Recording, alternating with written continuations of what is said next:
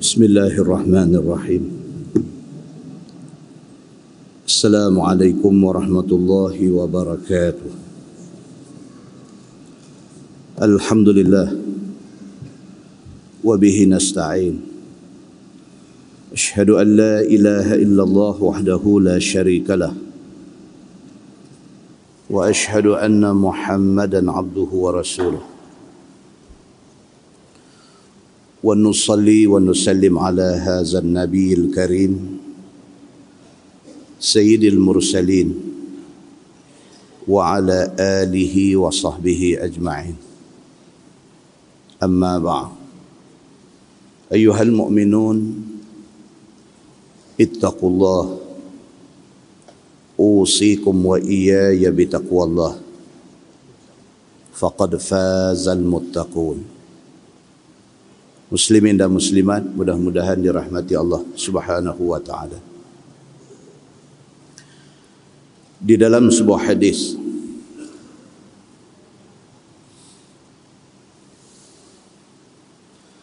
Anis Sunabihi radhiyallahu anhu, dakhaltu alayhi wa huwa fil maut فبكيت فقال مهلا لما تبكي فوالله لئن استشهدت لأشهدن لك ولئن شفعت لأشفعن لك ولئن استطعت لأنفعنك. ثم قال والله ما من حديث سمعته من رسول الله صلى الله عليه وسلم لكم فيه خير إلا حدثتكموه إلا حديثا واحدا وسوف أحدثكموه اليوم وقد أحيط بنفسه وسمعت رسول الله صلى الله عليه وسلم يقول من شهد أن لا إله إلا الله وأن محمدا رسول الله حرم الله عليه النار atau kama qal. Hadis riwayat Imam At-Tirmizi. Daripada As-Sunabihi radhiyallahu anhu, kata dia, dakhaltu alaih, aku masuk untuk melihat dia. Maksudnya melihat satu sahabat Nabi yang bernama Ubadah bin As-Samit radhiyallahu anhu wa huwa fil maut. Yang pada ketika itu Ubadah bin As-Samit sedang menghadapi saat-saat mati dia. As-Sunabihi dia pergi ziarah satu sahabat Nabi yang bernama Ubadah bin As-Samit. Ubadah ni nak mati. Fabakaitu, kata As-Sunabihi, aku menangis, dia kata. Bila masuk rumah, pergi tengok keadaan Ubadah tenat nak mati, menangis As-Sunabihi ni. Faqala Ubadah mahlan lima tabki. Ubadah kata dekat dia, nanti saat, dia kata, yang hang menangis ni pasal apa? Fa wallahi la in ustushhidtu la ashhadanna lak. Ubadah kata, kalaulah sekiranya ditakdirkan mati aku ini syahid, aku akan menjadi saksi di depan Allah Subhanahu wa taala untuk engkau. Kalau ditakdirkan aku ni mati syahid depan Tuhan, aku akan jadi saksi bahawa engkau as-sunabihi, satu orang Islam, beriman kepada Allah dan beriman kepada Rasul. La in syuffi'tu la ashfa'anna lak. Kalaulah sekiranya Allah Subhanahu wa taala bagi dekat aku hak untuk bagi syafaat kepada orang.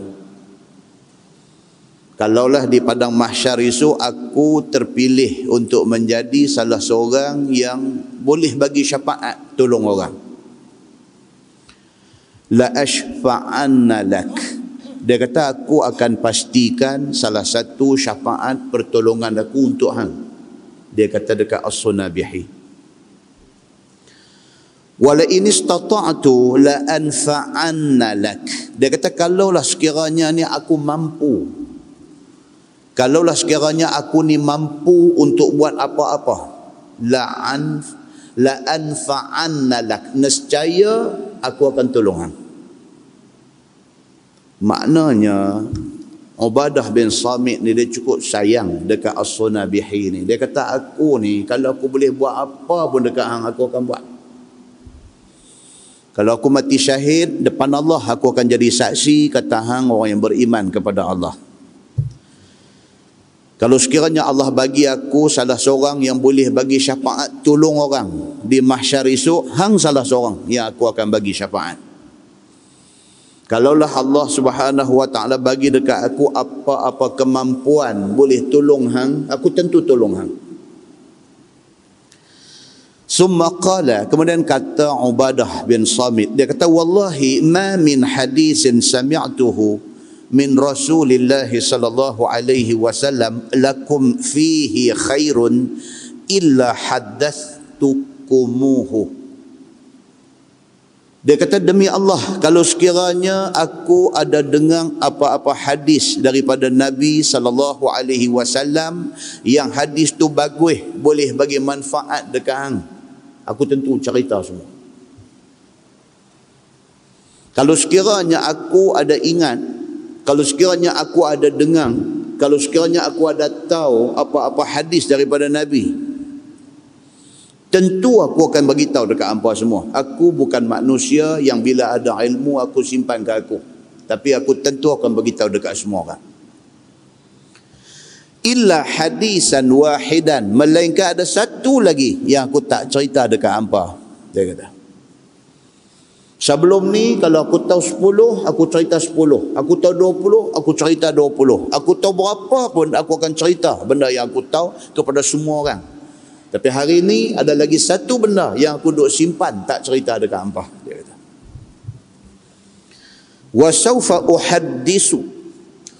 sawfa uhaddisukumuhul yaum, dan hari ini aku nak abang hadis tu. Wa qad uhita bi nafsi, pasal aku tahu aku dah dekat nak mati.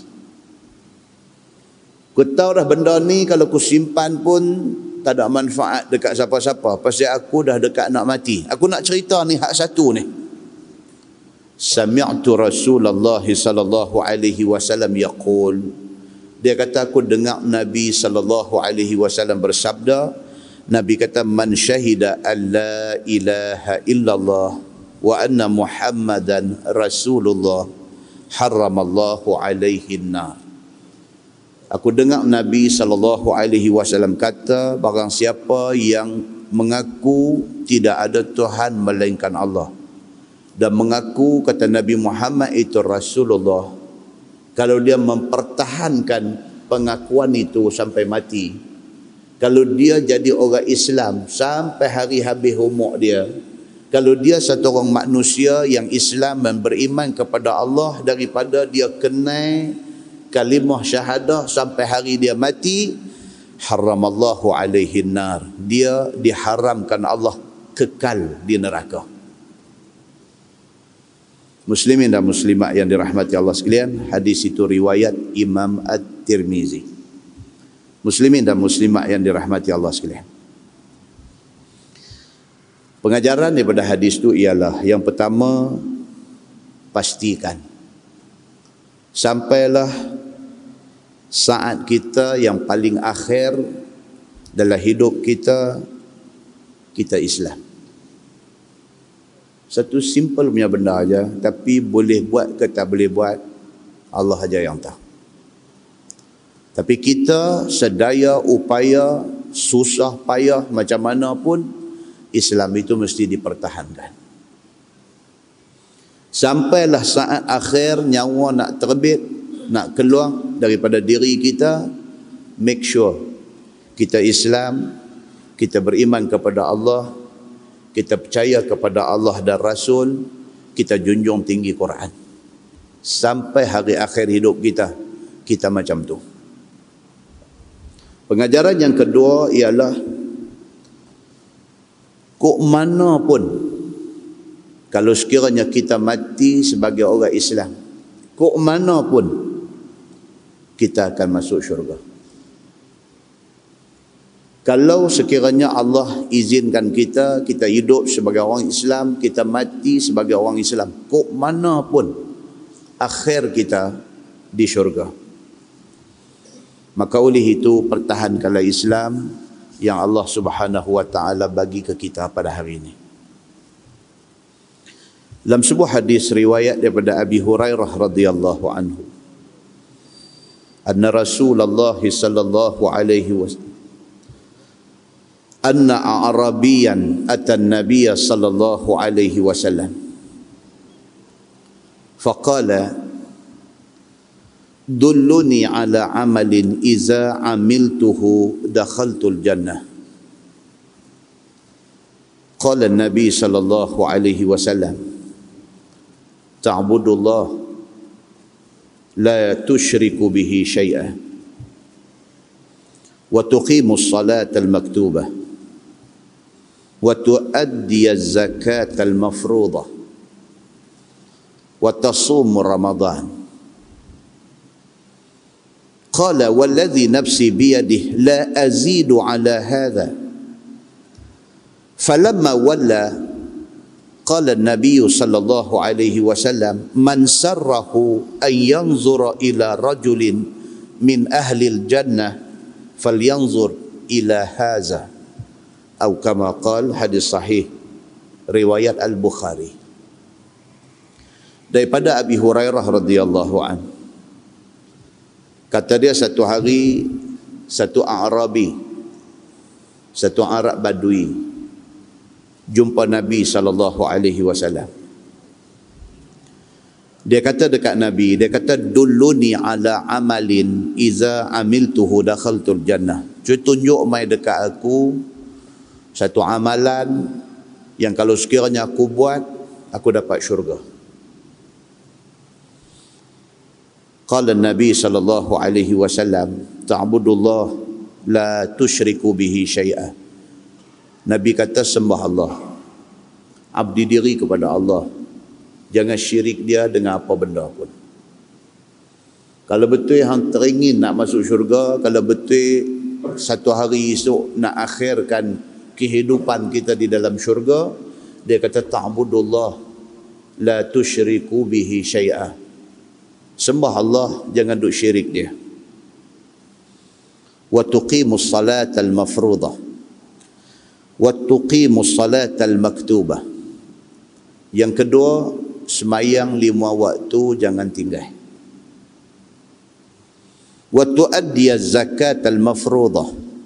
Yang ketiga, zakat fardu kena keluar. Wa tasumur Ramadan. Yang keempat, bulan Ramadan kena puasa. Bila Nabi SAW kata macam tu, Badui ni kata, dia kata wallazi nafsi biyadih la azidu ala hadza. Dia kata demi Allah, Tuhan yang duk pegang nyawa aku, aku tak mau buat lebih pada tu. Badui ini dia kata apa? Dia kata aku nak, apakah amalan, aku nak tahu apakah satu amalan yang kalau aku buat aku boleh masuk syurga. Nabi SAW kata dekat dia, nak buat satu sekali, jadi hamba Allah, jangan syirikkan Allah dengan apapun. Yang kedua, Nabi kata semayang 5 waktu jangan tinggal. Yang ketiga, Nabi kata kalau cukup haul, cukup nisab, kena zakat, kena keluar zakat. Kemudian Nabi kata bulan Ramadan kena puasa. Nabi berhenti tang tu. Bila Nabi berhenti tang tu, dia terus kata, dia kata wallazi nafsi biyadih, demi Allah Tuhan yang duk pegang nyawa aku, la azidu ala hadha, aku tak tambah dah. Aku nak buat yang tu aja. Aku akan pastikan aku jadi orang Islam sampai mati aku Islam. Aku akan pastikan semayang 5 waktu aku tak tinggal. Aku akan pastikan kalau aku duit lebih aku akan buat keluar zakat. Aku akan pastikan bulan Ramadan aku akan puasa. Aku tak buat lebih dah. Apa tu sah mai habang dekat aku kata semayang sunat qabliyah subuh ke, tu sah duk mai habang dekat aku pasal kelebihan semayang duha ke, tu sah duk habang dekat aku pasal kelebihan semayang witir ke, tu sah duk mai habang dekat aku pasal nak bagi sedekah puasa, nak buat puasa sunat, nak bagi sedekah sunat ke apa, semua jangan habang. Aku nak buat hak ni ya, dia kata. Aku nak pastikan aku daripada hidup ni sampai mati aku Islam. Aku nak pastikan semayang 5 waktu ni aku tak tinggal. Aku nak pastikan zakat ni aku tunai. Aku nak pastikan Ramadan aku puasa sebulan. Hak ni aja. Tapi aku nak buat bagi elok. Falamma walla, habis dia kata tu dia beralih pergi. Qala Nabi sallallahu alaihi wasallam, Nabi kata man sarrahu an yanzura ila rajulin min ahlil jannah falyanzur ila hadha. Nabi kata siapa nak tengok satu orang yang bakal jadi ahli syurga, tengok dia ni. Maksudnya apa tuan-tuan? Itu saja Islam minta kita buat yang wajibnya. Kalau tak boleh nak buat banyak, hak wajib ni jaga sudah. Kalau sampai semayang pun tak boleh nak buat 5 waktu, itu masalah. Kalau sampai sebulan Tuhan minta kita puasa, daripada 360 hari Tuhan minta 30 hari atau 29 hari je puasa, hak tu pun tak boleh buat, kita masalah. Kalau kita tak boleh nak buat hak lain, hak lebih-lebih, hak aksesori, hak banyak ni, kita buat yang fundamental ni. Kita buat benda-benda yang basic ni saja, cukup dah. Nabi SAW kata, kalau hampa nak tengok ahli syurga, hampa tengok dia ni. Muslimin dan muslimat yang dirahmati Allah sekalian. Saya pesan diri saya dan saya pesan dekat tuan-tuan semua. Mari kita manfaatkan bulan puasa ni. Semayang, insya-Allah kita dah buat elok dah 5 waktu ni. Elok dah. Sebulan dalam setahun Tuhan bagi bulan bonus.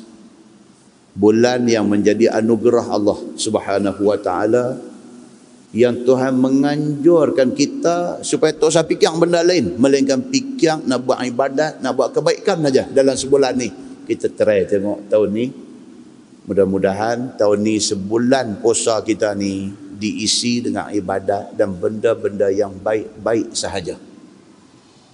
Mudah-mudahan hasil dia akan menyebabkan kita menyesal di akhirat esok.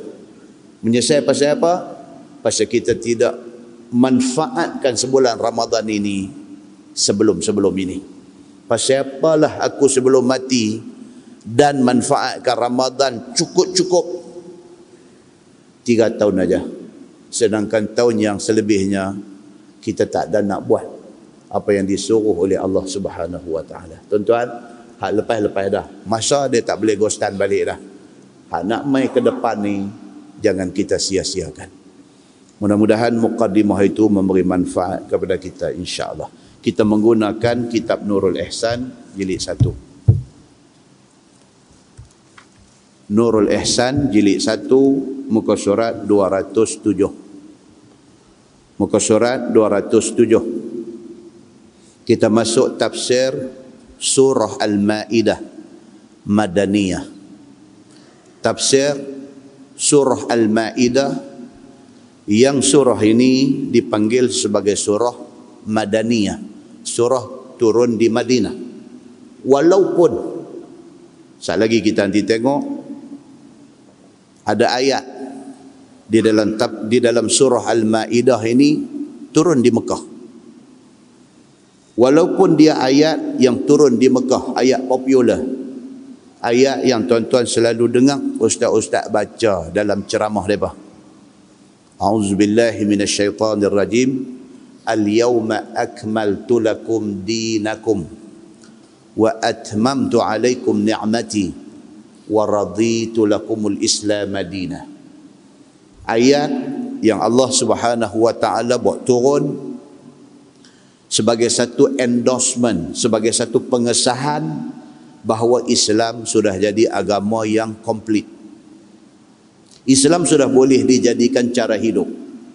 Islam sudah boleh dijadikan satu package yang kita pegang dia, kita selamat dunia akhirat. Allah Subhanahu wa taala turunkan ayat itu di padang Arafah ketika Nabi sallallahu alaihi wasallam buat haji. Arafah itu di Mekah, bukan di Madinah. Walaupun ayat itu turun di Makkah, tetapi dia dipanggil ayat Madaniyah. Pasal dia turun di Mekah, tetapi selepas hijrah Nabi sallallahu alaihi wasallam ke Madinah. Surah Al-Maidah, makna Al-Maidah itu ialah hidangan. Pasal dalam ayat ni insya-Allah kita akan baca lepas-lepas puasa esok, lepas-lepas raya esok, kalau panjang umur kita, dia melibatkan cabaran daripada kafir Quraisy kepada Nabi sallallahu alaihi wasallam, minta supaya ditunaikan beberapa kehendak mereka. Nabi Allah Musa alaihi salam dicabar oleh Bani Israel supaya buat turun mai satu hidangan daripada langit. Ini surah dia yang akan menceritakan detail tentang benda ini. Surah Al-Maidah juga disebut oleh sesetengah ulama tafsir sebagai surah Al-Uqud. Surah Al-Uqud, Ain, Qaf, Waw, Dal. Al-Uqud. Kita selalu dengar orang kata majlis akad nikah. Akad, Ain, Qaf, Dal, akad. Yang disebut oleh orang Melayu majlis angkat nikah. Orang Melayu dia nak sebut akad, payah dia sebut angkat. Dia kata ni anak hang ni nak kenuri bulan 12 kan? Dia jawab kata kenuri bulan 12 tapi nak angkat dulu. Dia pergi kata nak angkat dulu. Siapa nak angkat? Bukan angkat. Akad. Ain qaf dal. Akad. Akdun. Akad. Akad tu bukan maksud dia angkat. Akad maksud dia perjanjian. Bila kata akad nikah, maksudnya perjanjian nikah. Kenapa putih? Tak mau dah sebut dah lepas ni angkat, angkat, tak mau dah. Akad. Ain qaf dal, akad. Daripada perkataan itulah timbulnya akidah. Akidah. Akad dalam bahasa Arab ni, aqada, makna dia rabata, makna dia ikat. Ikat janji, ikat. Ataupun dalam bahasa orang putih dia kata tie. Kita duk sebut kata dia pakai tie nampak kemas tau. Tie tu maksud dia apa? Tie tu maksud dia ikat. Yang necktie, yang tali leher tu necktie, ikat tengkuk. Tie tu bukan maksud tie tu. Tie tu maksud ikat. Nampak? Banyak salah kita ni, banyak salah. Banyak salah. Jadi yang dikatakan akad itu dalam bahasa Arab dia kata rabat, rabata ni maksudnya ikat. Kan bila kita ada wire banyak-banyak belakang televisyen, kita nak ikat tu orang ikat dengan apa? Cable tie dia panggil. Cable tie. Nak ikat kabel yang banyak-banyak tu, nak tie dia. Tie tu bukan maksud necktie, bukan ambil necktie tu pergi duk bongkah kabel-kabel tu. Tapi kita duk guna salah lama dah. Kita kata, weh dia pakai tie. Dah, dia pakai necktie. Dari segi bahasanya begitu. Surah Al-Maidah juga dipanggil surah Al-Uqud. Pasal apa? Pasal dia menceritakan tentang akad-akad yang ada di dalam surah ini. Tentang akad ataupun ikatan perjanjian di antara kita dengan Allah Subhanahu wa taala. Dia cerita tentang akad nikah. Maksudnya apa? Tentang ikat perjanjian nikah. Bila kita terima nikah satu perempuan, bermakna kita ikat janji kita menikah dengan dia. Bila kita kata akad cerai, akad juga yang tu pun, akad cerai. Maksudnya apa? Kita ikat satu perjanjian, kata aku dengan hang lah ni tak ada kena mengena dah, kita sudah bercerai. Itu perjanjian. Dan sudah diikat perjanjian cerai itu, jangan duk buat sila alamat pergi duk balik rumah dia lagi. Tak boleh dah. Apabila tempoh iddahnya sudah berakhir, tak boleh balik dah. Pasal apa? Sudah ada satu akad, satu perjanjian cerai antara suami dengan isteri ini. Dia ada akad wasiat. Islam suruh kita tiap-tiap malam sebelum tidur tulis wasiat. Tu yang kata diary itu tulis dalam tu. Kalau sekiranya apa-apa jadi dekat aku malam ni, aku tidur tak bangkit dah pagi esok, 1/3 daripada harta aku pergi bagi dekat sekian-sekian orang misalnya. Itu wasiat. Tulis itu dipanggil akad wasiat. Itu sudah jadi satu janji kita dengan Allah Subhanahu wa ta'ala. Maka dalam surah Al-Ma'idah ni dia nak cerita tentang benda-benda ni, tentang perjanjian yang kita ikat dengan Allah Subhanahu wa ta'ala. Satu, dan juga perjanjian yang kita ikat di antara sama-sama kita juga termasuk di dalam surah ini. Kita janji dengan kawan kita, hari Sabtu nak main ni, nak pergi makan durian. Makan durian, apa puasa dah Sabtu ni. Dia terlupa kata puasa nak main.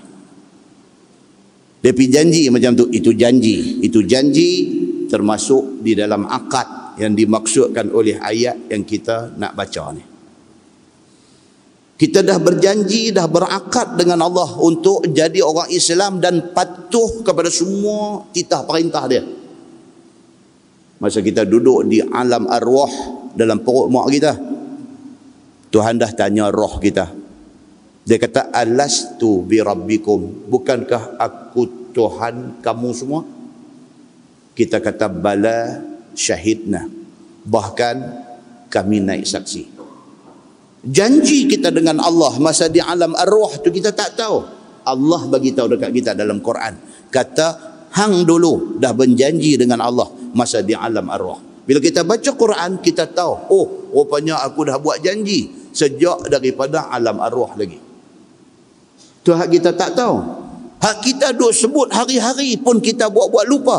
Kita takbir Allahu Akbar, kita baca doa iftitah, wajjahtu wajhiya lillazi fataras samawati wal ard hanifan musliman wa ma ana minal musyrikin inna salati wa nusuki wa mahyaya wa mamati lillahi rabbil alamin. Itu akad perjanjian. Tiap-tiap hari baca, inna salati, sesungguhnya sembahyang aku, wa nusuki, semua ibadat aku, wa mahyaya, hidup aku ni, wa mamati, dan mati aku esok ni, lillahi rabbil alamin, untuk Allah Tuhan semesta alam. Janji pun kita buat-buat lupa. Janji yang kita ucap tiap-tiap hari di dalam sembahyang 5 waktu tidak termasuk sembahyang-sembahyang sunat kita dengan Allah Subhanahu wa ta'ala. Maka surah Al-Ma'idah ini dia nak bagi kita ingat balik segala uqud, segala akad yang kita buat dengan Allah Subhanahu wa ta'ala sebelum ini. Muslimin dan muslimat yang dirahmati Allah sekalian, cuba kita tengok apa yang Tuhan nak bagi tahu dekat kita dalam surah Al-Ma'idah ini. A'udzubillahi minasyaitanir rajim. Bismillahirrahmanirrahim. Ya ayyuhalladzina amanu aufu bil uqud. Dia start yang tu dulu. Ayat 1 dalam surah Al-Ma'idah, wahai segala orang yang beriman, sempurnakanlah, tunaikanlah olehmu segala janji engkau dengan Allah Subhanahu wa ta'ala dan janji engkau dengan manusia. Dia start ayat 1, skor terus. Kalau bolanya macam tu, referee cuk whistle, perit, kata tum, gol lah. Ya Allahu Akbar, lemah jantung mati tuan-tuan, terkejut. Baru whistle bunyi prit, kata dia ni keh pergi balik kanan, dia ni rembat dengan goalkeeper masuk dalam gol. Tuan-tuan, kita tak mau tengok dah lepas ni apa jadi. Puas dah aku tengok gambar malam ni. Puas dah. Baru minit yang pertama, skor sebiji dengan gol, dengan goalkeeper, dengan bola terpelonok masuk dalam gol tu sekali. Allah Subhanahu wa taala dalam bab nak peringat kita tentang janji kita dengan Allah, ayat 1 surah Al-Maidah, dia buat ni dulu. Ya ayyuhalladzina amanu, wahai orang-orang yang beriman. Dalam tafsir dia bagi tahu dekat kita. Di antara kaedah tafsir ni, apabila ayat tu dia mula dengan ya ayyuhalladzina amanu, maknanya apa hak nak mai selepas tu semuanya penting belaka. Tidak ada ayat yang Allah start dengan ya ayyuhalladzina amanu diikuti dengan benda tidak penting. Itu dalam tafsir dia macam tu. Bila Allah pilih nak start ayat tu dengan ya ayyuhalladzina amanu, lepas tu tentu benda yang sangat penting. Apa dia benda penting yang ada dalam surah Al-Maidah ini? Aufu bil uqud. Uqud plural kepada perkataan aqdun. Satu, uqud maksudnya banyak perjanjian. Wahai orang yang beriman, sempurnakanlah, tunaikanlah segala janji kamu dengan Allah dan dengan manusia. Tuan-tuan, kalau kita jadi orang menyaga, memang kita lah orang yang paling kuat tak tunai janji. Orang menyaga, kebanyakan orang menyaga tak tunai janji. Janji kata siap minggu depan, tengok-tengok bulan depan baru siap. Kebanyakan. Jadi tukang rumah pun pembohong, tak tunai janji. Jadi apa pun banyaknya pembohong, tak boleh nak tunai janji. Bahkan ada segelintir balas duit tak siap baik sudah-sudah. Muslimin dan muslimat yang dirahmati Allah sekalian, demikianlah pentingnya menunaikan janji ini. Nah, firman Allah, uhillat lakum bahimatul an'am, dihalalkan bagi kamu segala binatang an'am, yakni untuk dimakan kemudian daripada disembelih. An'am dalam bahasa Arab ni maksudnya binatang 4 kaki. Binatang 4 kaki yang halal dimakan. Dia panggil al-an'am, sehingga kan dia dijadikan nama kepada satu surah dalam Quran, Al-An'am. Maka yang dikatakan Al-An'am itu adalah binatang yang dihalalkan kita makan dengan syarat lepas disembelih, iaitu unta, lembu, kambing dan sebagainya. Dan sebagainya tu maksudnya apa? Biri-biri, pelanduk, tidak termasuk babi. Tadi duk kata, babi pun 4 kaki juga. Oh, no. Itu tidak tersenarai sebagai binatang yang halal dimakan. Begitu. Firman Allah, illa ma yutla alaikum. Tuhan bagi satu pengecualian, melainkan barang yang dibaca atas kamu pada ayat yang akan datang, iaitu ayat hurrimat alaikumul maitah yang lagi akan datang. Dalam surah yang sama, ayat 3 surah Al-Maidah nanti mai. Binatang-binatang ataupun benda-benda yang kita diharamkan makan. La dia nak abang yang halal dimakan dulu. Tuan-tuan, pentingnya mencari yang halal itu, sehingga kan starting surah Al-Maidah ayat 1 terus dia masuk tajuk tu. Tuan-tuan boleh bagi garanti tak kata hak kita duk makan hari ni halal semua? Oh, tak berani tuan-tuan. Dengan negeri kita lagu ni tak berani. Kerajaan nak enforce halal ni, sertifikat halal cert, sijil halal ni, tuan-tuan, berkelahi riuh rendah dengan masyarakat peniaga ni. Tak mau ambil. Walaupun orang terang 1000 kebaikan, kenapa kena ambil sijil halal? Tak mau ambil. Pasal apa tak mau ambil? Menyusah, dia kata. Tuan-tuan, Bila kita nak pergi ambil, rupanya susah sungguh. Tapi susah itu untuk kebaikan semua orang. Yang kata JAKIM, Jabatan Kemajuan Islam Malaysia, nak lepas mai satu sijil halal tu tuan-tuan, dia bukan setakat pergi tengok ayam tu sembelih aja. Dia tengok habis daripada awal, dengan kawan hak nak sembelih tu kena interview, kena tanya hal-hal fardu ain, kena tanya soalan-soalan tambahan dan sebagainya, sampai dia ni pun duk teringat tak mau dah kerja sembelih ayam. Tu nak memastikan dia reti sembelihan dalam Islam tu. Depa pergi tanya sampai hancur lumat. Baru dia dapat sijil sembelih, barulah hasil sembelihan dia syarikat yang berkenaan mendapat sijil halal. Barulah kita yang buka kedai makan nak pergi ambil ayam dekat dia, kita pun layak dapat sijil halal. Kalau kita tak ambil daripada pembekal ayam yang ada sijil halal, kedai kita tak dapat sijil halal. Dia punya kaitan dia tu. Sebelum kita pergi ambil, kita tak tahu. Bila kita ambil, kita go through dia punya prosedur dia, benda ni baik, tuan-tuan. Benda ni baik.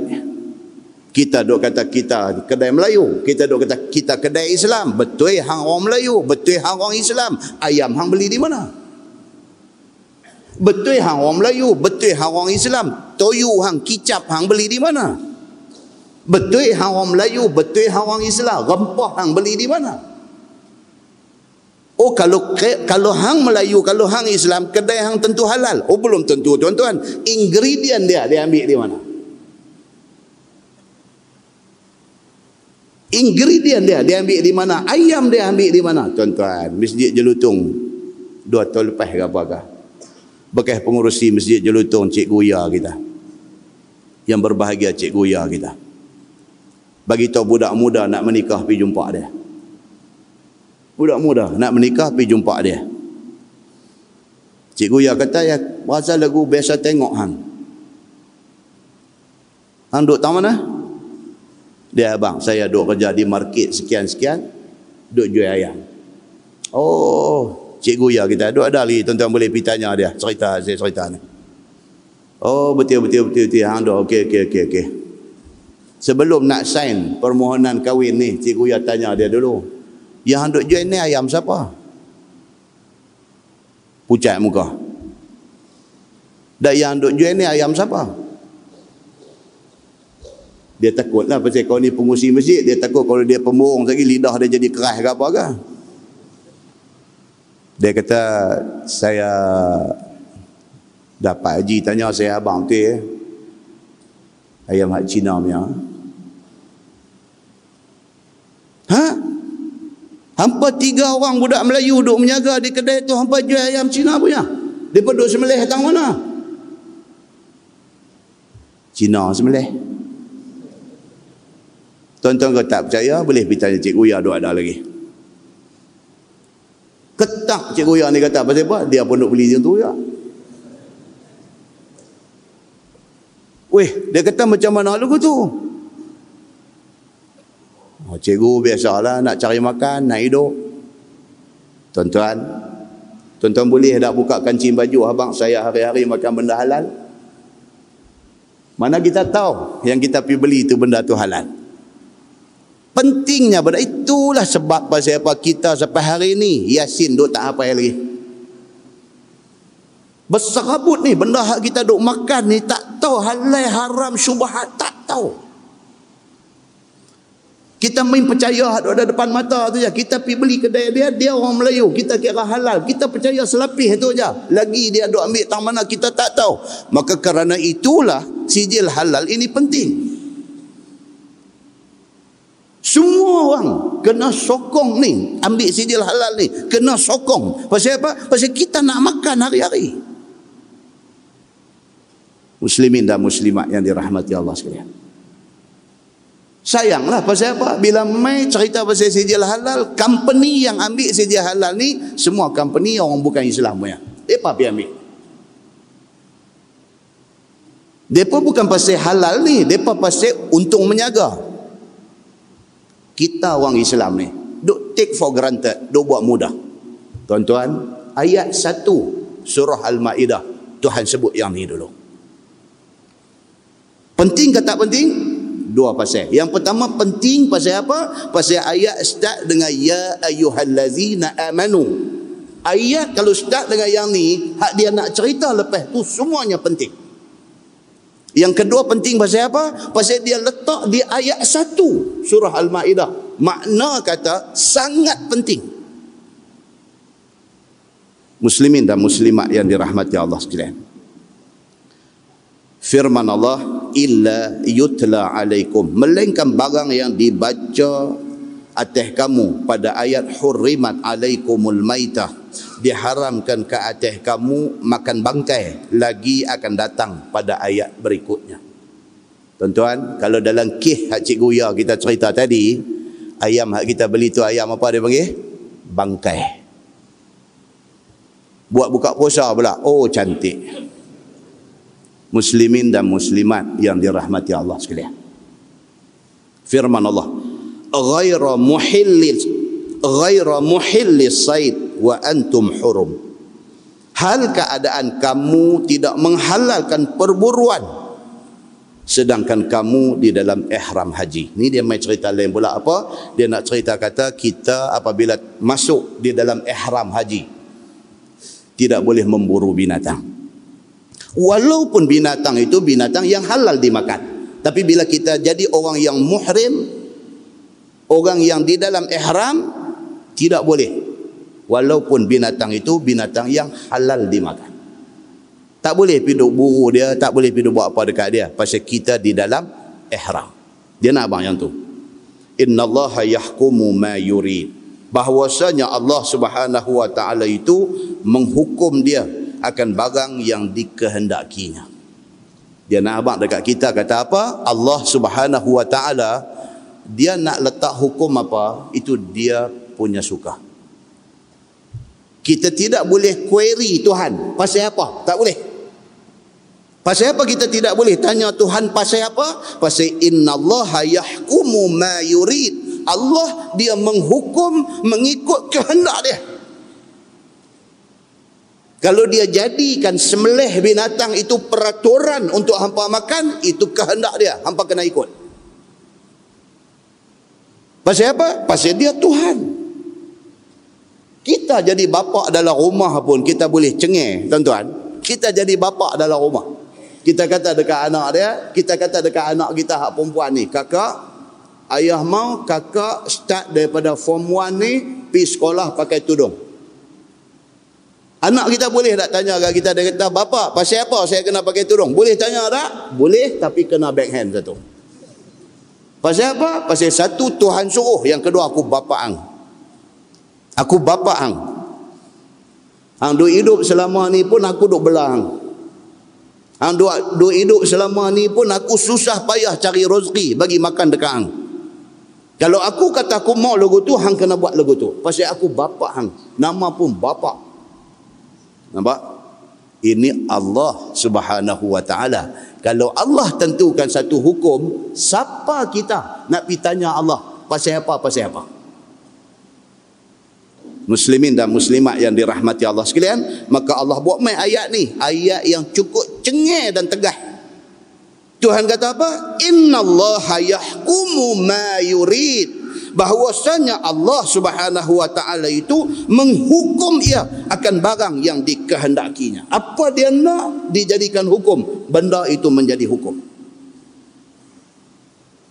Hey, JPJ buat hukum kata naik motor siang pun kena pasang lampu. Kita pasang.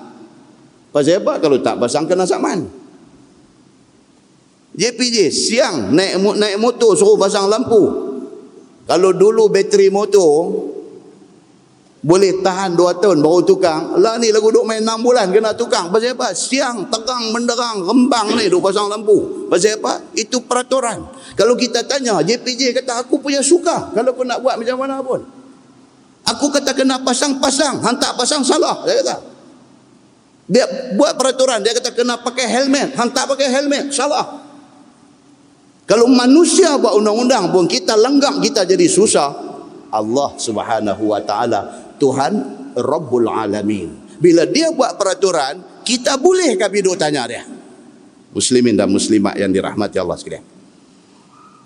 bahawasanya Allah itu menghukum dia akan barang yang dikehendaki, sama ada nak menghalal ataupun nak mengharamkan. Tiada i'tirad atasnya. I'tirad itu bahasa Arab. I'tirad dalam bahasa ni dia kata apa? No objection. No objection. Tidak boleh objek apa yang Tuhan mau. Ini ayat ni ke bawah duli tuanku Sultan Brunei, dia faham. Dia faham ayat ni. Maka dia buat kenyataan hari tu ni, terkejut satu dunia. Sultan Brunei kata apa? Dia kata, siapa kita untuk kata tidak kepada hukum hudud Allah. Dia kata, oh tu dia. Sultan Brunei, tuan-tuan.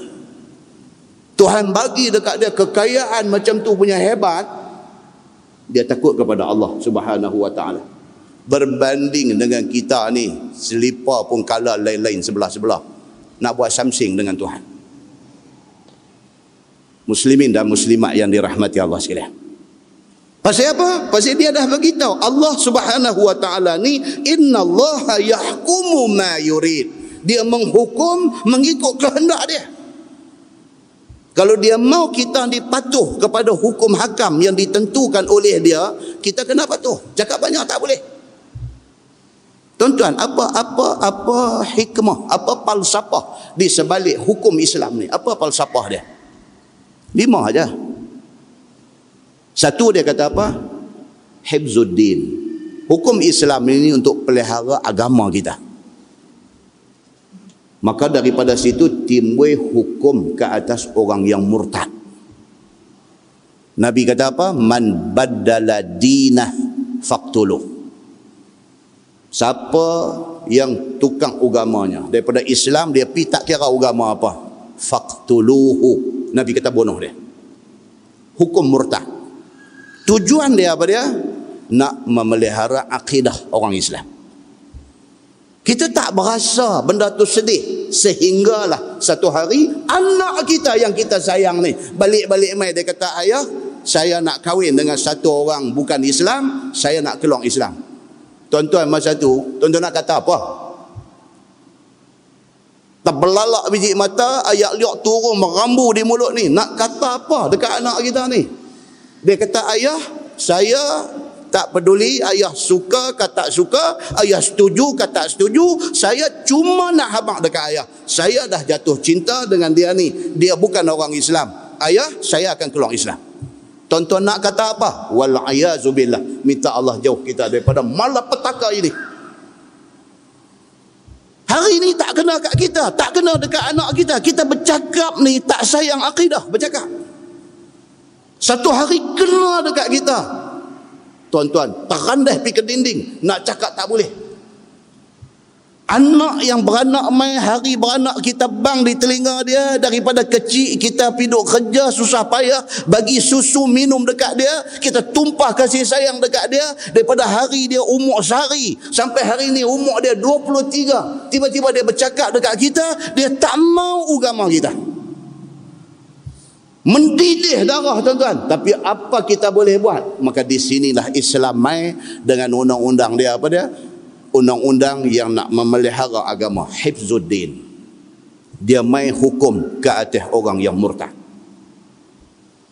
Undang-undang Islam bertujuan untuk apa? Hifzun nafs, memelihara nyawa kita. Satu orang suka-suka hati, berasa kata dia jadi Imam Mahdi, pergi tembak orang bagi mati. Boleh lepas ke dia? Dia bagi mati orang. Semata-mata kerana khayalan yang ada dalam diri dia, semata-mata kerana satu ideologi tak betul yang dia pegang, semata-mata kerana tak tahu dia ni pergi silap tang mana, semata-mata kerana tu pergi mengamuk, pergi bunuh orang. Islam nak lepas ke orang macam ni? Nyawa orang yang kena tembak macam mana? Yang kena tembak mati itu bini ada di rumah. Yang kena tembak mati itu anak pinak duk tunggu di rumah. Yang kena tembak mati itu mak pak duk bergantung pendapatan dia untuk nak makan minum hari-hari. Yang mati itu nak mati katak saja kah? Maka Islam buat mai, dia panggil hukum qisas. Satu orang yang bunuh orang tak ada pasal, maka sabit kesalahan, cukup segala bukti, di pengadilan dia akan dijatuhkan hukum bunuh balai. Falsafah di sebalik kisah ini apa dia? Hifzun nafsi, memelihara nyawa manusia sejagat. Islam ini dengan tujuan apa? Hifzul aql. Hifzul aql, memelihara akal, kewarasan akal kita. Kerana itu Islam mai dengan hukum hudud. Dia panggil haddus syurbah. Hukum hudud, hukum had ke atas orang yang bersalah kerana minum arak dan menghilangkan kewarasan akal dia. Kerana dia pergi terkedara arak, dia mabuk, dia bawa kereta macam orang gila, dia pergi langgar orang yang tak berdosa, mati di atas jalan raya. Kawan yang mati itu satu keluarga susah, bini tak kerja, anak-anak cerdik-cerdik, nak mengaji macam mana kalau ayah dia mati kerana dilanggar oleh satu orang yang minum arak ni. Maka Islam buat undang-undang padan dengan orang yang nak mabuk arak ni, dikenakan kepada dia haddus syurbah, hukum sebat ke atas orang yang minum arak. Undang-undang Islam ni untuk kebaikan semua orang, bukan untuk orang Islam, bahkan untuk semua orang. Selagi mana dia orang, selagi mana dia manusia, Islam menjaga dia. Hukum Islam diperkenalkan kerana hifzun nasab, kerana nak menjaga keturunan manusia. Maka mai di dalam hukum ini apa dia? Hadduz zina, hukum hudud ke atas orang yang buat kesalahan zina. Kerana perbuatan zina itu keji, kotor, jijik. Kerana zina lahir mai anak yang tak ada status. Kerana zina lahir mai satu budak yang innocent, yang tak berdosa, tetapi dicemuh, dicerca dia kerana perbuatan durjana jantan dan perempuan yang menyebabkan kelahiran dia. Dia tak minta dilahirkan dalam status yang macam tu, tetapi kerana kejahatan jantan dan perempuan ini lahir dia. Maka Islam mai dengan hukum, kalau sekiranya dia berzina sedangkan dia belum berumah tangga, sebab satu kali. Kalau dia sudah berumah tangga saja nak pergi buat benda kotor ni, rejam sampai mati. Dengar takut undang-undang itu, tetapi kesan dia sangat baik untuk nak menjaga keharmonian masyarakat yang ada. Dan Islam mai dengan hukum dia hifzul mal, nak menjaga harta benda kita. Satu manusia bangkit pukul 5 pagi, pukul 5 pagi, pukul 4:30 pagi, pukul 4 pagi dah bangkit dah buat masak tomeh udang, nak jual nasi lemak tepi jalan. Pukul 4 pagi bangkit, tonyoh biji mata ni, laki tolong teman bini nak buat masak tomeh udang, nak jual nasi lemak tepi jalan. Dia dapat sehari berapa duit aja, balik simpan di rumah, mai satu penyamun naik rumah dia, balas duit hak dia duk cari sebulan ni, bawa pergi gitu saja. Dia nak bayar duit rumah, nak bayar duit kereta, nak beli duit susu anak dia. Orang yang tak ada hati perut ni pergi curi harta benda dia. Patut tak patut orang macam ni dipotong tangan dia? Kena, tak setuju. Kalau kena kat kita, bukan kata tangan, semua kita nak potong dia ni. Maka Islam ni tuan-tuan, dia nak bagi jadi elok. Yang kita piduk musuh Islam ni pasal apa? Islam dia nak bagi semua orang, bukan orang Islam saja, orang bukan Islam pun akan rasa nikmat Islam yang kita nak baca ni dalam surah Al-Maidah kita pada malam ini. Muslimin dan muslimat yang dirahmati Allah sekalian. Firman Allah, ya ayyuhallazina amanu la tuhillu sya'airallah. Allah Subhanahu wa taala berfirman, wahai segala orang yang beriman, janganlah kamu halalkan, maknanya jangan kamu pi langgar segala syariat Allah, yakni sama ada fardu kamu tinggalkan dia ataupun yang haram kamu buat benda yang diharamkan Allah, jangan. Sya'air Allah, syiar dan juga syariat agama Allah ini jangan dilanggar. Langgar ni maksudnya apa? Tuhan kata fardu, kita tak buat. Tuhan kata haram, kita pergi langgar buat. Itu maksudnya melanggar syariat Allah. Jangan buat macam tu, Tuhan kata. Contohnya dalam ki haji, dia kata berburu pada tanah haram. Itu contoh dalam konteks ibadat haji. Dalam ibadat haji dia dah bagi garis panduan pantang larang, apa boleh buat, apa tak boleh buat. Tiba-tiba manusia ni dia pergi buat benda-benda yang dilarang Allah Subhanahu wa taala. Dia pergi langgar syiar. Kita pergi Mekah tuan-tuan ni, puasa nak mai lagi berapa hari aja. Lepas habis puasa ni dia duk mai cerita, duk siap barang, orang nak pergi Mekah nak pergi dah. Pergi Mekah buat haji ni tuan-tuan bukan suka hati kita, pergi nak buat apa kita suka. Haji adalah satu ibadat yang diikat dengan peraturan-peraturan dia. Kalau kita tak ikut macam yang Tuhan mau, Tuhan kata buat haji, dalam hadis Nabi kata apa? Khuzu anni masakikakum. Ambil daripada aku ni manasikakum, segala manasik haji kamu. Allah Subhanahu wa ta'ala suruh Nabi habaq dekat kita, khuzu anni, ambil daripada aku. Maksudnya apa? Macam mana aku buat haji, macam mana haji yang aku kata okey, macam tu hampa buat. Tidak boleh pandai-pandai, tidak boleh kreatif, tidak boleh kita fikir baik pada akal kita, kita nak pergi buat. Tidak boleh. Kita kena buat macam mana Nabi buat, macam mana Allah tunjuk dekat Nabi nak buat. Makanya tu Nabi kata khuzu anni manasikakum. Ambil daripada aku ibadat haji kamu. Muslimin dan muslimat yang dirahmati Allah sekalian. Dalam sebuah hadis riwayat daripada Al-Muhajir Al-Makki radhiyallahu anhu, dia kata su'ila Jabir ayarfa'u ar-rajul yadayhi idza ra'a al-bait faqala hajjajna ma'a Rasulillah sallallahu alaihi wasallam fakunna naf'alu atau kama qala, hadis riwayat Imam At-Tirmizi. Satu orang tanya Jabir bin Abdullah. Dia kata kita bila pergi ke Mekah, kita masuk dalam Masjidil Haram. Bila kita masuk kita nampak Kaabah. Tuan, kepada yang biasa sampai di sana buat haji, buat umrah, kita sampai di Mekah, kita masuk. Daripada luar tak nampak, sebab Masjidil Haram tu duduk di kawasan rendah, di lembah bawah. Kita mai pada luar ni tak nampak, masuk pintu dia, masuk lalu di tempat-tempat orang semayang, turun split level, turun baru nampak sikit hitam bangunan Kaabah. Pi lagi, pi nampak Kaabah ni makin besar, nampak sebiji Kaabah duduk ada depan kita. Apa kita nak buat bila nampak Kaabah tu?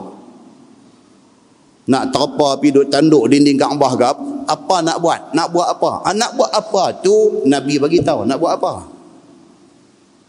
Yang kata ada duit saja belum tentu lagi kita boleh pi. Nak kena mengaji dulu baru kita pi, kita buat tu kena macam yang Nabi kata khuzu anni manasikakum.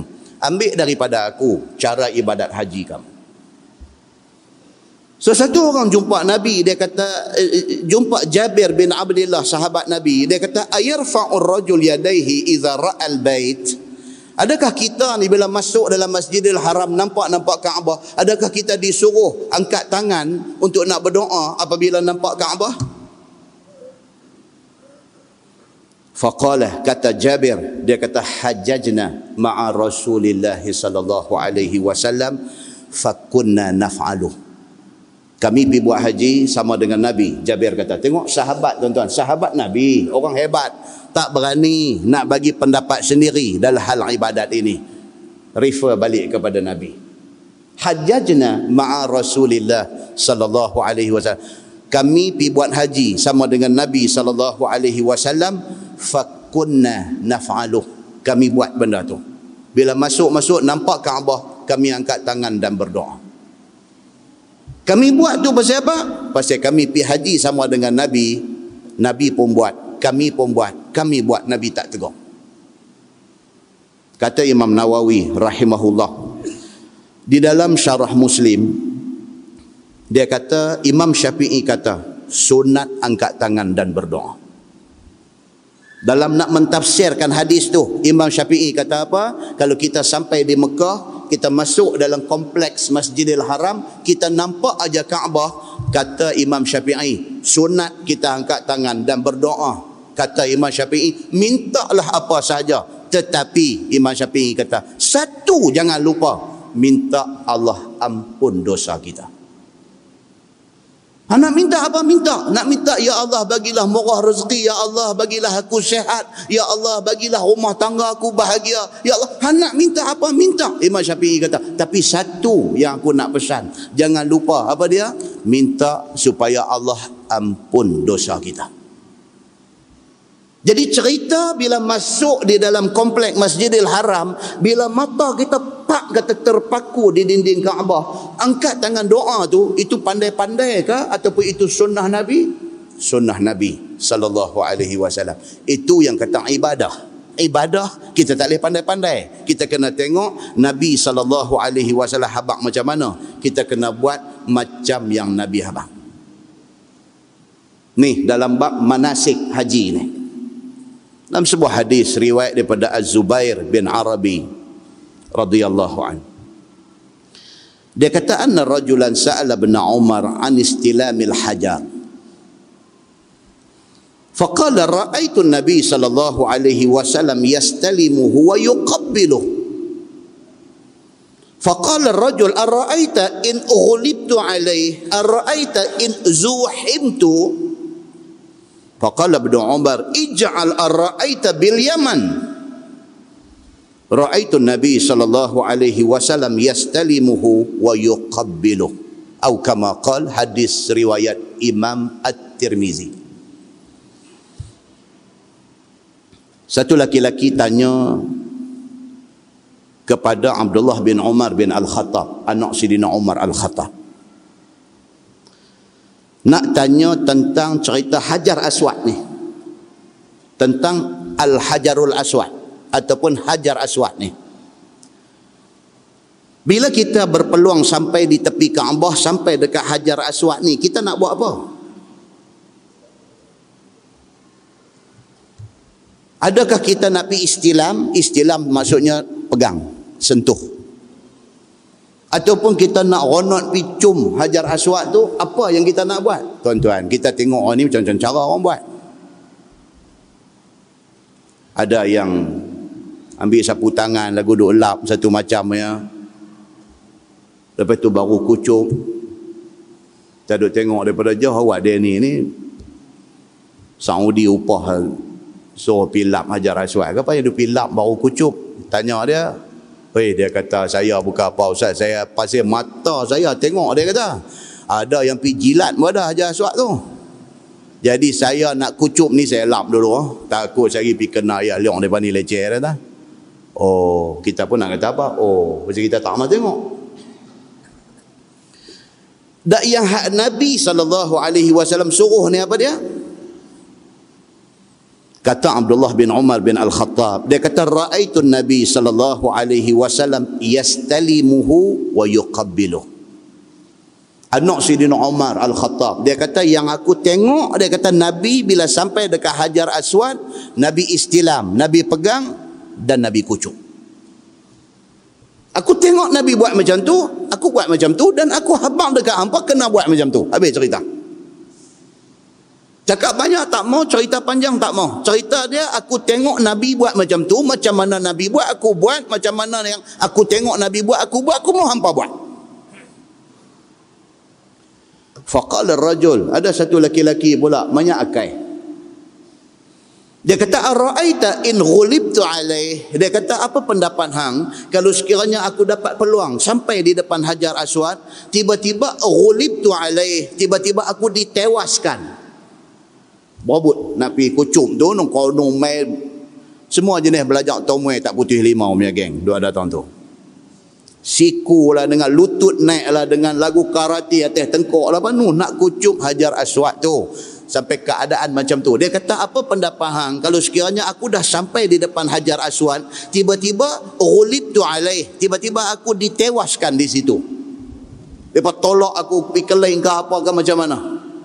Ara'aita in zuhimtu alaih, apa pendapat hang kalau sekiranya dah sampai dah di depan tu, tiba-tiba aku disesakkan. Orang Arab bila kita pergi sana dia kata zahmah. Zahmah ni maksudnya apa? Pek, sesak. Zahmah. Zuhimtu maksudnya aku disesakkan. Dah duk nampak dah tu lubang Hajar Aswad tu, duk nampak tu, tolak kita pergi ke depan. Macam mana? Apa pendapat hang kalau jadi macam tu? Dia tanya dekat Abdullah, bin Umar bin Al-Khattab. Ibnu Umar kata apa? Ij'al ara'aita bil Yaman. Dia kata ni, apa pendapat ni yang pergi lempang di Yaman? Dia kata. Yaman. Jauh daripada Mekah. Aku dah bagi tahu dekat hang, kata Nabi bila dapat peluang Hajar Aswad ni, Nabi akan istilam dan Nabi akan kucum. Aku dah abang macam tu. Hang duk tanya apa pendapat hang kalau sekiranya aku ditewaskan? Apa pendapat hang kalau sampai tahun tu sesak aku tak boleh nak kucum? Dia kata ij'al ara'aita bil Yaman. Ni pendapat ni semua pergi lempang di Yaman. Dia kata ra'aitun Nabi sallallahu alaihi wasallam yastalimuhu wa yuqabbilu.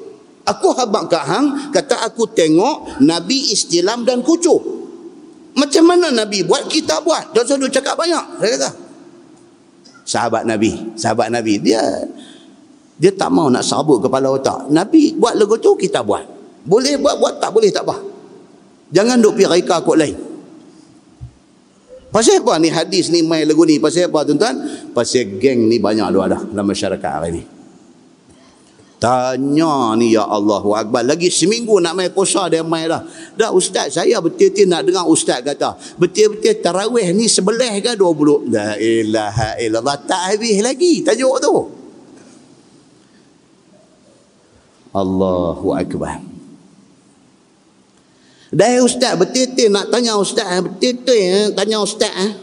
Weh. Dah witir ni dia 2+1 ke dia 3 straight ke apa? Allahu Akbar.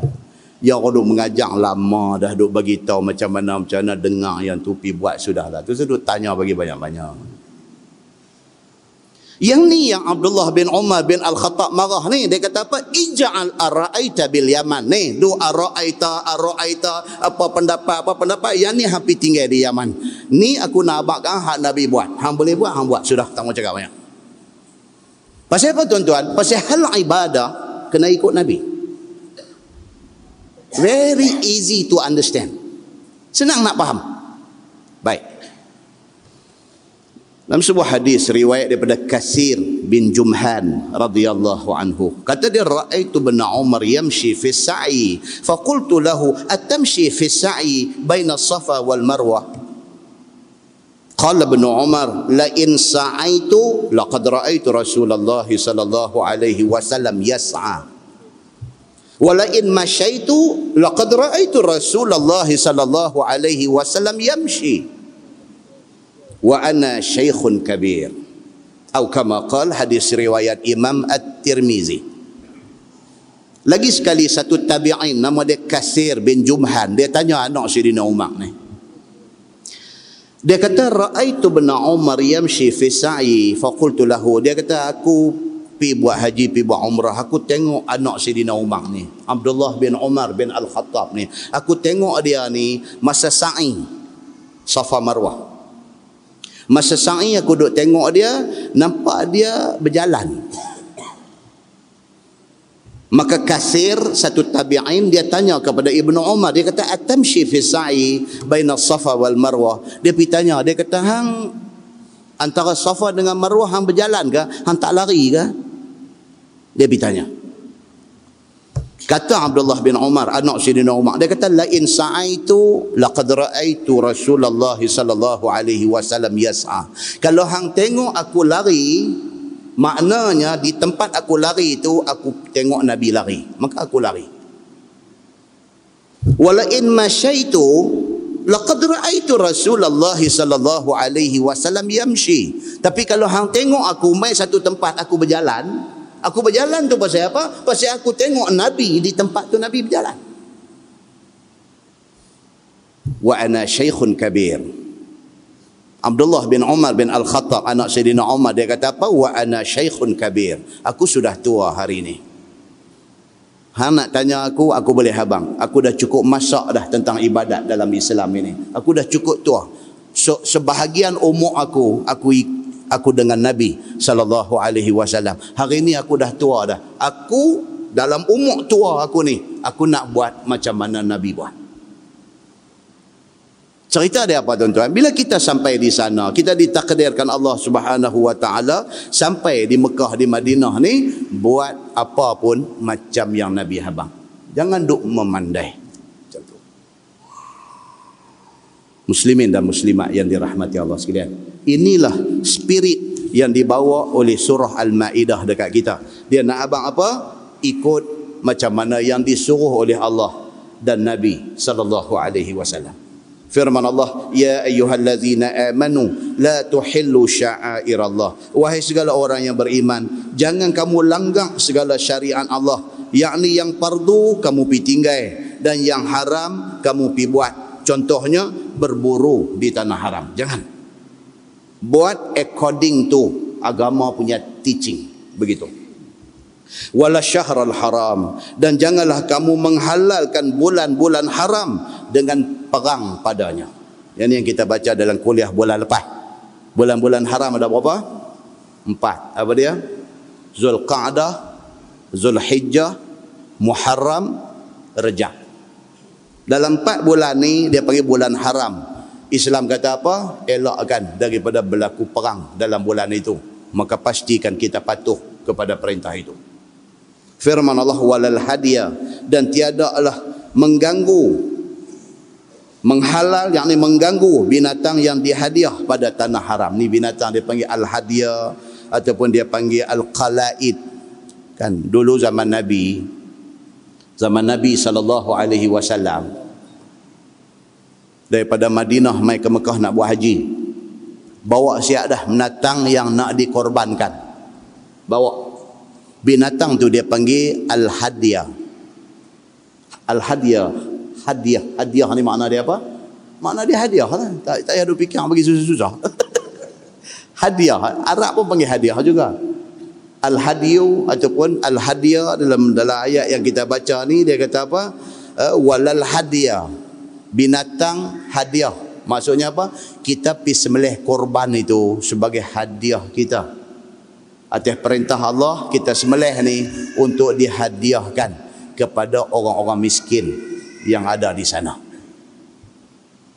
Jadi binatang ni zaman Nabi dulu kalau mai daripada Madinah bawa dah kambing apa ni hak nak korban masa buat haji ni, bawa mai dah binatang tu. Kita hari ni tak payah duk ada sebelah aja. Siapa yang nak jadi tetamu Allah buat haji lepas bulan puasa ni, masa duk ada di Mina. Masa kita duk ada di Mina tu, korban ni orang buat bila? Korban ni orang buat bila? Kita daripada Arafah kita main Muzdalifah. Daripada Muzdalifah kita masuk mai ke Mina. Bila sampai kita di Mina, masa sunnah untuk nak melontang Jamratul Aqabah bila? Lepas masuk waktu duha. Itu masa sunnah. Masuk waktu duha pergi melontang. Lepas melontang tu kita diberi pilihan. Sama ada lepas melontang kita nak bercukong, lepas tu pergi buat korban, ataupun lepas melontang pergi buat korban dulu baru balik mai bercukong. Dua-dua ni dibuat oleh sahabat Nabi. Bila dia ni lepas daripada melontang Jamratul Aqabah dia cukong dulu baru dia pergi korban. Kawan hak seorang lagi lepas dia melontang Jamratul Aqabah pada pagi 10 Zulhijjah tu, lepas dia melontang dia pergi korban dulu, dia balik mai baru dia bercukong. Bila depa dua ni jumpa bersembang, dia ni kata aku lepas melontang aku cukong baru aku pergi korban. Dia hang buat macam mana? Dia ni kata aku lepas melontang aku pergi korban dulu baru aku balik mai bercukong. Oh tu dia, hang betul ke aku betul? Dia mula jadi. Dua-dua pergi jumpa Nabi. Pergi jumpa Nabi sallallahu alaihi wasallam, tanya Nabi, ya Rasulullah, aku tadi lepas melontang pagi 10 Zulhijjah melontang di Jamratul Aqabah, aku bercukong dulu baru aku pergi buat korban. Dia ni pula tak, dia lepas melontang dia pergi korban dulu baru dia bercukong. Aku betul ke dia ni betul? Nabi kata apa? Wala haraj. Nabi kata tak ada masalah, dua-dua okey. Bila Nabi kata wala haraj, tidak ada masalah, makna benda tu menjadi sunnah, menjadi hadis Nabi. Buat mana satu tidak salah. Muslimin dan muslimat yang dirahmati Allah sekalian, ini haji. Jangan pi buat hak Nabi tak kata apa punya. Contohnya Nabi tak kata apa? Nabi tak kata ni dua-dua ni dia pi buat lagu mana? Dia daripada Arafah Dia terus main apa semua ni, melontar dak apa pun dak, dia pergi sembelih buat suka hati dia. Tak boleh. Dia kena ikut sequence mana-mana satu. Sama ada hak macam Nabi buat ataupun yang sahabat buat yang Nabi kata okey. Dia kena buat lagu tu. Ini tuan-tuan, kursus haji lah berapa banyak pun, pergi sana duduk tenggelam puncak betul lah. Pasal apa? Pasal dalam kemah kita duduk tu, mufti ada ramai. Dalam kemah kita duduk tu, rupa-rupanya kita tak tahu sebelah kita pun mufti juga. Mufti yang tak ada lesen dia. Dia ada sebelah kanan. Ujung kaki pun mufti juga. Dia pun. Tepi kiri pun mufti juga. Duk keluar fatwa ni tak berhenti. Dia ni kata lagu ni, dia ni kata lagu ni, dia ni lagu ni. Kita ni leh-leh ni. Aku ni nak jadi haji mabrur kan, nak jadi haji nak motor jaga aku ni. Ni yang kursus ni sampai berapa tahun duk pergi kursus ni, dia jadi tenggelam puncak habis. Itu sebab mengaji bagi nampak dulu cara dia macam mana, insya-Allah. Mailah mufti mana pun kita tahu hak kita buat ni, kita dah belajar dah. Ini cara dia. Muslimin dan muslimat yang dirahmati Allah sekalian. Macam saya cerita dululah, saya pergi haji tahun 96. Sampai di Mekah dah.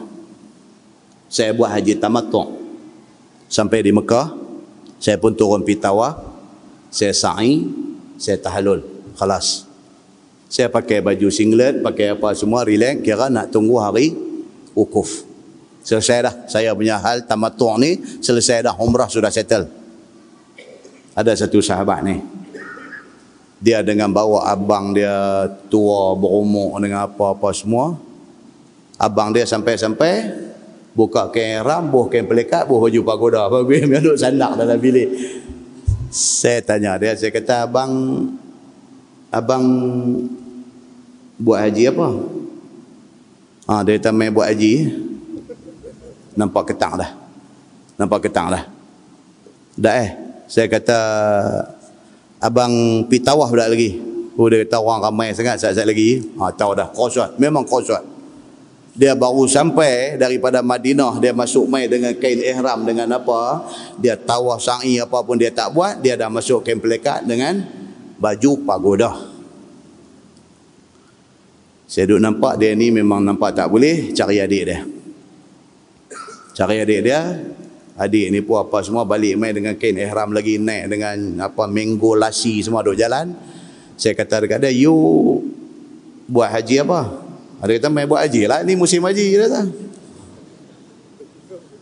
No. Saya kata, you buat ifrat ke, you buat tamattu'?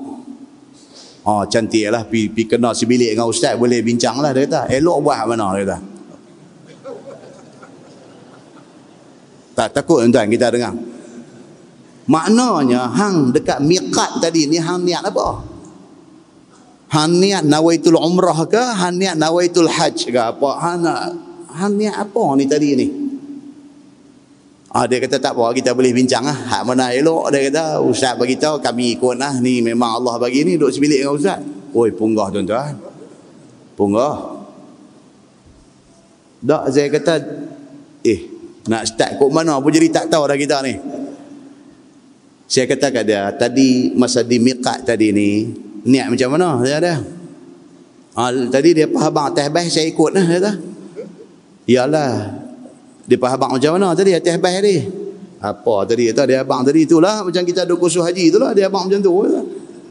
Yalah, dalam kursus haji, dia ada begitu nawaitul umrah pun ada. Dia beritahu kalau nawaitul umrah, main ini kita nak buat haji tamattu'. Taklah, dia kata betul-betul ustaz, hak bagus hak mana?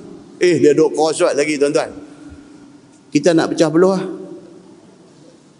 Kita kata okeylah, lah macam ni. Tadi ni kot, kita kata tadi niat nawaitul umrah kot. Nawaitul umrah wa ahramtu biha. Aku niat umrah dan berihram dengannya.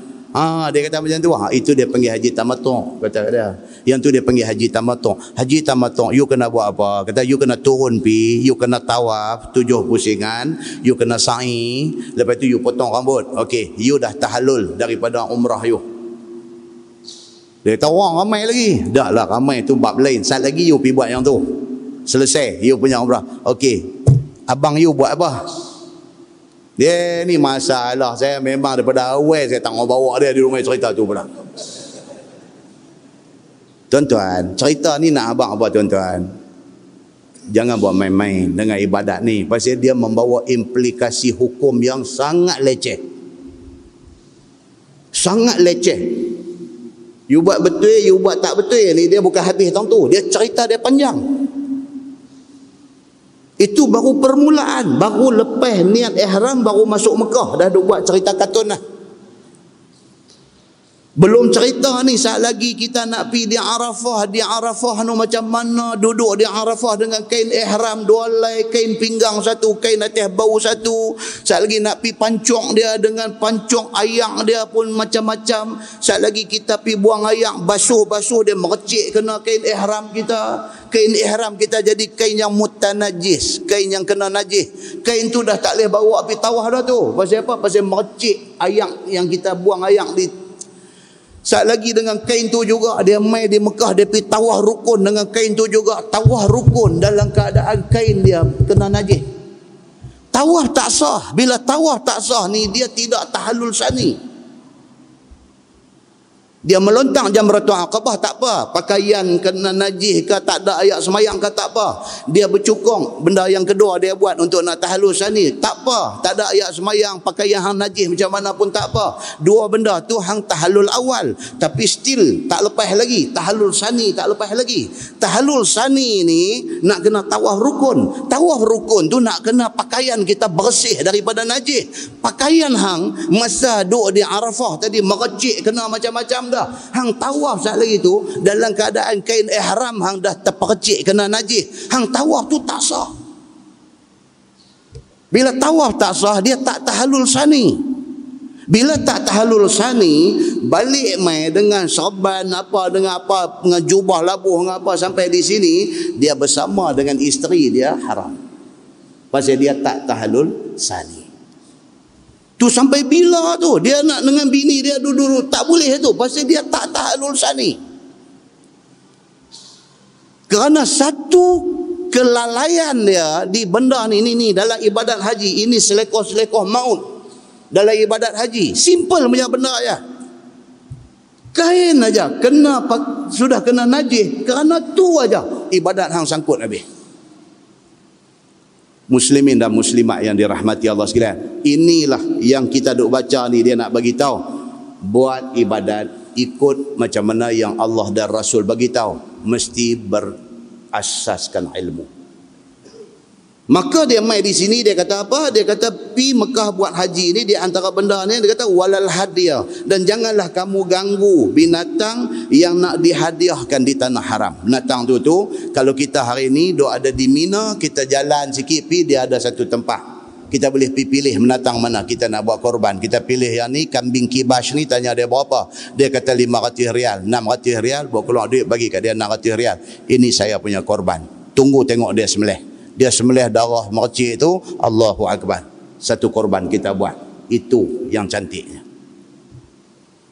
Baik, kemudian dia kata apa?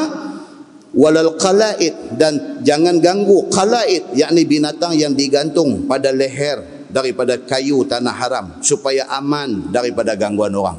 Binatang yang nak dibuat korban ni biasanya dia pabuh satu tanda supaya orang tahu ini binatang ni jangan duk kacau dah. Orang dah palik kapok dah, dia ni akan dijadikan binatang korban. Depa gantung apa-apa di tengkuk, itu tanda kata ini binatang korban. Itu dia panggil qalaid. Binatang yang digantung tanda kata dia akan jadi binatang korban. Kita tak boleh pergi kacau dah binatang tu nak minta beli kan apa, tak boleh. Itu binatang sudah pun dipilih oleh orang lain untuk dijadikan binatang korban. Begitu. Wala aminal baital haram yabtaghuna fadlan min rabbihim wa ridwanah, dan janganlah kamu ganggu akan segala orang yang kasat nak pi ke Baitul Haram kerana nak cari rezeki daripada Tuhan mereka itu dengan meniaga. Kita tak boleh larang orang kalau dia pi ke Mekah buat haji dan nak meniaga, tak boleh. Memang dibenarkan oleh agama. Bahkan musim haji ini adalah musim rezeki. Usia rezeki, tak boleh pergi duk halang dia, tak bagi dia meniaga, tak boleh. Benda tu dibenarkan. Cuma orang tu sendiri kalau dia nak buat haji, janganlah gelut sangat dengan meniaga ni. Haji tu diberi keutamaan. Tapi nak menghalang dia tak boleh. Pasal Allah menjanjikan rezeki di musim haji ini. rezeki. Kita sudahlah tuan-tuan, kita pi sama ada pi buat haji ataupun pi buat umrah, duit tak sayang lah. Duit tak sayang lah. Beli ni sampai kapal terbang RM1 nak balik. Beli ni punya duk membeli ni, lagi duk ada duit, habis duit rial, tengok duit Malaysia dah, pergi tukar duit Malaysia pula. Lu nak beli ni kalau boleh ke lambu Kaabah tu nak koyak balik. Kalau boleh. Ni pasal apa? Pasal dia menjadi satu tempat yang memang manusia bila sampai dia memang duit ni dia tak sayang dah. Nah, dia beli apa pun dia tak fikir dua kali. Shopping ni tuan-tuan tengoklah di Mekah, ya Allahu Akbar kan. Tang mana tempat shopping yang orang tak ada. Dia beli ni sampai bukan-bukan, sampai biji tasbih besar-besar, biji bowling tu pun nak balik. Nak zikir apa tu dia besar-besar banyak tu. Subhanallah, tolak pergi kelepang tu tolak tu. Yang tu pun nak balik juga, kata tak ada my bad lah. Tu dia jadi lagu tu. Bila pergi sana dia jadi lagu tu. Waridwana, dan juga nak cari keredaan Allah Subhanahu wa taala dengan buat haji. Orang pergi Mekah ni kan nak cari keredaan Allah dan dia nak menjaga dan sebagainya, tidak boleh dilarang. Firman Allah, wa idza halaltum fastadu. Dan apabila kamu halal daripada ihram, maksudnya tahallul. Bila kamu sudah tahallul, maka berburulah oleh kamu. Suruh ini adalah suruh ibahah, harus. Dah habis dah tahallul dah, kalau nak pergi memburu pilah, tak apa. Tidak jadi kesalahan lagi. Wala yajrimannakum syana'anu qaumin an saddukum 'anil masjidil haram an ta'tadu. Dan janganlah mengusaha akan kamu oleh benci satu kaum, yakni kafir, kerana tahan mereka itu akan kamu daripada Masjidil Haram itu, bahawa kamu melampaui hukum atas mereka itu dengan nak bunuh mereka dan sebagainya. Ini ayat ni dari segi lafaz umum, ayat ni kita kena ambil. Ini ayat ni dalam konteks sahabat Nabi nak turun ke Mekah kerana nak pergi tawaf Baitullah. Bila sampai di Hudaibiyah, orang kafir musyrikin sekat tak bagi pergi. Maka Nabi terkandas di Hudaibiyah, balik semula ke Madinah. Allah beritahu dalam ayat ni, dengan kerana hampa pernah ditahan nak pergi ke Mekah, nak tawaf, tiba-tiba sampai di Hudaibiyah kena tahan, tak boleh teruskan perjalanan ke Mekah untuk nak tawaf Baitullah. Jangan kerana tu hampa simpan dendam yang menyebabkan satu hari esok hampa berlaku tidak adil kepada orang yang menahan hampa ni. Jangan, Tuhan kata. Umum ayat ni dia nak beritahu apa? Dia nak beritahu kita orang Islam ni jangan jadi seorang pendendam. Dia kata apa? Wala yajrimanna syana'anu qaumin an saddu an masjidil haram an ta'taddu. Janganlah hampa ni kerana benci, marah kepada satu orang sampai ke tahap satu hari hang berlaku tidak adil kepada mereka. Jangan macam tu. Tuan-tuan, Nabi Muhammad duduk di Mekah kena halau. Nabi Muhammad ni dia orang Mekah, kelahiran Mekah. Kena halau. Orang bunuh dia, orang nak bunuh dia. Hijrah tu daripada Mekah pergi ke Madinah. Nabi kata kalau tidak kerana aku ni nak dihalau, aku tak akan tinggalkan Mekah. Nabi sayang Mekah ni sampai macam tu. Tapi kerana keadaan ini menyebabkan Nabi terpaksa diperintahkan Allah hijrah ke Madinah. Madinah pun Nabi sayang, tapi Nabi ni tanah tumpah darah dia. Dia tak akan lupa daripada ingatan dia. Sayang dia dengan Mekah ni. Nabi balik ke Mekah pada hari pembukaan kota Mekah. Sebelum Nabi masuk tu, gosip dalam kota Mekah ni bunyi macam-macam dah. Oh, mereka kata Muhammad balik sekejap lagi habis kita. Mereka kata kita yang pernah buat dia, kita yang pernah sakiti dia, kita yang pernah buat zalim dekat dia ni, habis kita ni, nak lari pergi menyorok tang mana. Tapi bila Nabi balik mai, Nabi panggil ni orang-orang ada buat tahanah kat dia dulu ni. Nabi tanya, agak-agak hampa, apa aku nak buat kat hamba? Dia pejek Nabi. Dia kata, wahai Muhammad, engkau orang baik, anak kepada orang baik-baik. Kami pasti tidak ada benda yang tidak baik melainkan yang engkau buat semua yang baik-baik. Jack Nabi. Nabi kata apa mereka? Nabi kata hampa piah bebas. Ni ayat ni. Jangan kerana dulu dia pernah buat kat kita satu benda, jangan satu hari kita cari jalan nak balas kat dia. Tuhan kata jangan macam tu. Kita tengok dia, kita tahu dia ni dulu buat kat aku macam ni. Tak apa, hari ni kita mai, kita salam dengan dia, settle habis. Biar dia tu dalam rasa bersalah ni, aku dah buat kat dia ni, itu Islam suruh. Tapi kita boleh buat macam tu? Yang tu tak tahu. Boleh buat tak, boleh buat tak tahu. Duk geram ni, duk kepak jari ni, tak kira dah.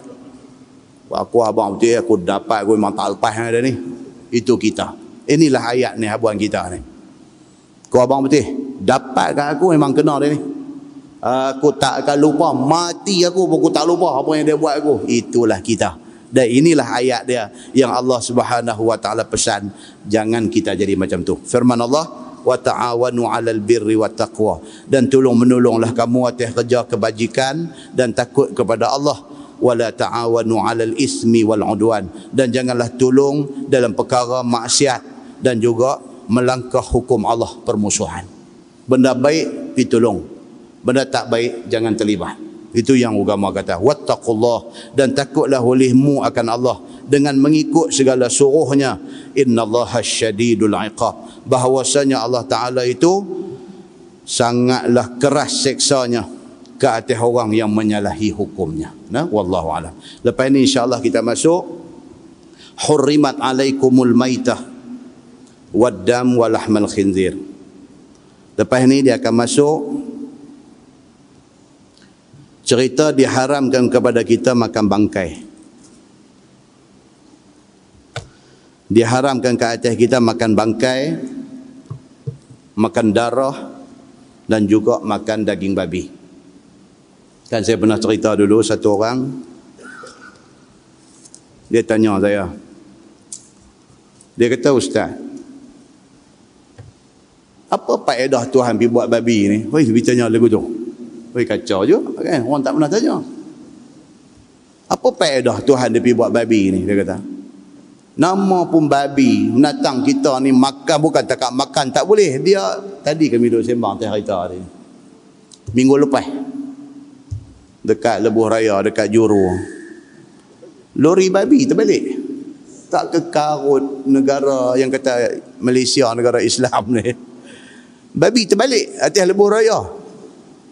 Sahabat kita ada buat kereta, tengok-tengok terbalik, meneru duk main kat kereta dia. Saya cuba bayangkan keadaan tu pun karut lah, kira tak mau bayang lah. Babi duk lari main kat kita, tak karut tuan-tuan. Babi ni memang cukup leceh. Tu sebab budak-budak bila dia bergaduh, dia kata babi kat kawan dia. Pasal apa? Pasal cukup leceh memang datang. Bila satu orang tanya, dia kata, Ustaz, apa faedah Tuhan dia pergi buat babi? Dia kata, kita nak jawab lagu mana kan? Saya kata ginilah, kata Tuhan ni dia buat benda dalam dunia ni, dia buat benda halal, benda haram dia buat sekali. Tujuan dia apa? Dia nak tengok sejauh mana orang yang mengaku Islam boleh taat perintah dia, menghindarkan diri daripada babi ni. Ada satu orang dia hantar SMS mai kat kita balik pasal kita jawab lagu tu kan. Dia kata dia sekadar berkongsi ilmu, dia kata tu. Dia kata dia pernah pergi mengaji dekat Allahyarham Datuk Ishaq Bahrum, bekas Mufti Selangor. Dia kata Allahyarham Datuk Ishaq Bahrum pun pernah ditanya tentang apa faedah Tuhan buat babi ni. Dia kata, tapi dia kata Allahyarham Ustaz Ishaq, Datuk Ishaq Bahrum jawab, dia kata kalau Tuhan tak buat babi, takut orang tak kenal babi yang mana satu. Dia jawab lagu tu kan. Kalau Tuhan tak buat babi, tapi dalam Quran Tuhan sebut kata babi ni, ayat yang akan datang ni, hurriman alaikumul maitah waddam walahmal khinzir. Kan diharamkan ke atas kamu makan bangkai, makan darah dengan makan daging babi. Tiba-tiba tak buat babi. Bila tak buat babi, dalam Quran sebut kata haram daging babi. Datuk Ishaq Bahrum kata, takut saat ni dia pergi tuduh kambing tu babi pula, dia kata. Kan? Saya baca benda tergelak. Kan? Pasal apa? Logik lah jawapan tu, logik. Kalau tidak orang tak kenal, dia kata kan. Pi tuduh kata lembu babi ke, pi tuduh kata unta tu babi ke apa kacau. Jadi suruh dia buat babi satu. Jadi dia kata apa? Ni babi. Oh okey, hak ni tak boleh, hak ni boleh. Dia kata gitu. Bagus juga. Saya pun kata dia bagus, terima kasih. Kata atas perkongsian ilmu itu. Dia kata kan.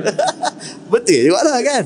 Betul juga kau tak habang kata babi, pi tak bagi jadi babi pun kacau juga. Bagi jadi satu. Tengok, oh hodoh sangat yang kata babi ni. Lagu tu baru kita tahu. Tapi hodoh-hodoh dia pun bila lori dia terbalik memang cukup hodoh. Dia terbalik, dia lari main dengan kaki pendek dia tu, dia duduk lari main kat kereta kita tuan-tuan. Macam kawan saya bawa kereta rumput panjang, dia duk pergi nak masuk parking dekat kawasan rumput panjang ni. Sampai dekat dah nampak ada satu tunggui pokok duk di celah-celah rumput tu. Nampak dah. Tak dan dah nak break, dia kata. Angkat kaki dalam kereta. Anda faham tak cerita tu? Spontaneously, secara spontan kan. Dua kereta duk masuk dalam kawasan rumput panjang ni nak parking. Pasal tak ada tempat parking. Oh sampai dekat nampak ada seketui tunggui pokok. Kira kalau masuk dia bawah perut kereta sangkut lah. Terkejut tengok tunggui tu, dia kata sepatut tekan brek. Tak, dia pergi angkat kaki. Lepas dia nampak tunggui, angkat kaki, dia kata oh sangkut, dia kata Allahu Akbar. Dia pergi angkat kaki tu pasal apa? Dia spontaneously, secara spontan, tiba-tiba automatik kan. Dia nampak tu angkat kaki. Duduklah kereta angkat kaki buat apa? Angkat kaki. Nak cerita kata babi tadi ni. Babi apa mai dengan duk ingat ni aku nak kena samak babi ni apa. Kacau. Mujang dia tak katuk mata tu, tak mau tengok babi. Babi ni saja pun cerita panjang juga ada dia. Nanti kita tengok lepas raya insya-Allah. Kan? Jadi ayat yang akan datang dia akan cerita diharamkan kita makan bangkai. Macam kes kita cerita tadi, pi beli ayam, kawan yang semelih ni bukan orang Islam, bagus kita hari-hari pi duk buat puasa, duk buat apa, pi buka puasa dengan ayam bangkai. Satu. Kemudian pula darah yang macam mana yang tak boleh? Adakah termasuk dengan hati ayam itu dipanggil darah dan dia tak boleh, ataupun dia ada pengecualian dalam agama? Kita akan tengok huraian dia nanti. Kemudian walahmal khinzir, dan huraian terhadap lahmal khinzir ni pun ada satu panjang punya cerita. Kan ada sebahagian, contohnya apa nama, satu mazhab yang tidak popular, Az-Zahiri, dia mengambil zahir ayat. Dia kata Quran kata diharamkan daging babi. So yang haram itu daging. Adapun ekornya boleh dibuat sup. Dia kata yang tu pun satu kacau je doa dah. Dia kata yang haram itu ialah daging. Lain pada daging tu bolehlah. Dia kata spare part dalam apa kalau nak buat korma ke apa boleh. Ya karut yang tu karut. Yang tu satu tafsiran yang melencong daripada kebenaran. Tapi kita akan garapkan sekali esok ni supaya kita tahu kata ada tafsiran yang seperti itu. Nah, kemudian dia mai tajuk yang berikutnya, cerita tentang binatang yang macam mana yang kita tak boleh makan dia. Binatang yang macam mana? Dalam huraian tu dia akan mai cerita tuan-tuan kalau pergi di tempat penyembelihan ayam. Kalau tuan-tuan pergi di tempat penyembelihan ayam, ayam daripada deliver daripada farm, hantar pergi dekat slaughterhouse ni, ayam tu dia pergi dengan lori, duduk dalam sangkak plastik. Bila dia sampai di tempat nak slaughter, tempat nak sembelih ni, bila sampai, sangkak tu dia hawin turun daripada atas lori tu. Dia hawin turun atas lantai bawah ni. Dan ayam ni tuan-tuan, satu menatang yang tak boleh terkejut. Kerana ayam ni banyak sakit jantung dia ni. Dia tak boleh terkejut. Jadi bila dia hawin daripada atas lori tu, jatuh atas lantai ni, pang tu, ada yang mati pun ada yang tak mati pun terkejut. Baik, apa hukum pergi sembelih ayam yang dalam terkejut tu? Tajuk yang akan datang dia akan mai cerita tentang yang dikatakan di antara ciri-ciri binatang yang ini ialah binatang yang jatuh daripada tempat tinggi. Dia akan mai. Bila kita tengok ayat ni tuan-tuan, baru kita overview isu makanan halal ni. Macam mana kita kena teliti. Kita tangguh dengan tasbih kafarah dan suratul asri. Subhanakallahumma. Asyhadu an la ilaha illa anta astaghfiruka. Bismillahirrahmanirrahim. Wal 'asr innal insana illa allazina amanu wa 'amilus salihati. اللهم صل على محمد في الأولين والآخرين وسلم رضي الله تبارك وتعالى عن سادتنا أصحاب سيدنا رسول الله أجمعين. بسم الله الرحمن الرحيم. الحمد لله رب العالمين حمدا يوافي نعمه ويكافئ مزيده. يا ربنا لك الحمد كما ينبغي لجلال وجهك الكريم وعظيم سلطانك. رضينا بالله ربا وبالإسلام دينا وبمحمد نبيا ورسولا. اللهم افتح علينا فتوح العارفين وارزقنا فهم النبيين بجاه خاتم المرسلين. اللهم فقهنا في الدين وعلمنا التأويل واهدنا صراطك المستقيم. اللهم أرنا الحق حقا وارزقنا اتباعه وأرنا الباطل باطلا وارزقنا اجتنابه. اللهم اجعل جمعنا جمعا مرحوما وتفرقنا من بعده تفرقا معصوما. وصلى الله على محمد وعلى آله وصحبه وسلم والحمد لله رب العالمين. السلام عليكم.